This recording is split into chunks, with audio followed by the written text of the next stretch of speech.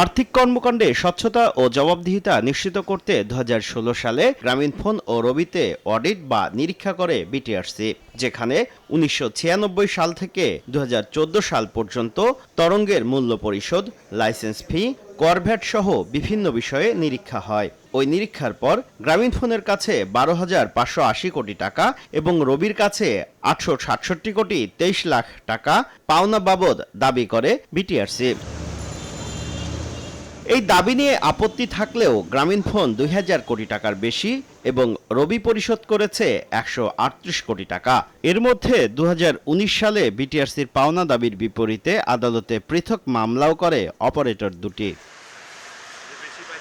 তবে রাজনৈতিক পট পরিবর্তনের পর বকেয়া পাওনার বিষয়টি সালিশের মাধ্যমে নিষ্পত্তির অনুরোধ জানিয়ে বিটিআরসিকে চিঠি দিয়েছে গ্রামীণফোন ও রবি। চিঠিতে গ্রামীণফোন বলেছে, নিরীক্ষা দাবির টাকা নিয়ে 6 বছর ধরে মামলা চলছে।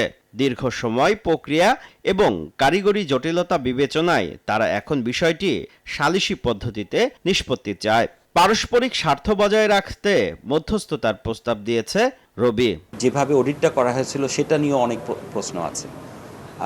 সুতরাং আরবিট্রেশনে যদি এটা একটা অ্যামিকেবলি সেটেল হয়, উই ওয়েলকাম দ্যাট। যেটাই সলিউশন আসুক, যেহেতু এটা legally supported, both the party will be able to stand on this.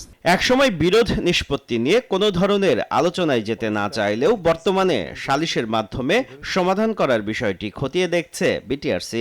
Telecom ইন্ডাস্ট্রির 93-94% রেভিনিউ আসে হচ্ছে মোবাইল অপারেটরদের কাছ থেকে। সো ওনাদের একটা ডিসপিউট এইভাবে হুট করে আরবিট্রেশনে যাওয়ার আগে আইনগত ভিত্তি, সুবিধা অসুবিধা সরকারের সাথে আলোচনা করব, তারপরে সিদ্ধান্ত নেব আমরা। বর্তমানে দেশের 8.5 কোটি গ্রাহককে মোবাইলে সেবা দিচ্ছে গ্রামীণফোন, আর রবির গ্রাহক সংখ্যা 5,75,00,000। শুভ খান, সময় সংবাদ, ঢাকা।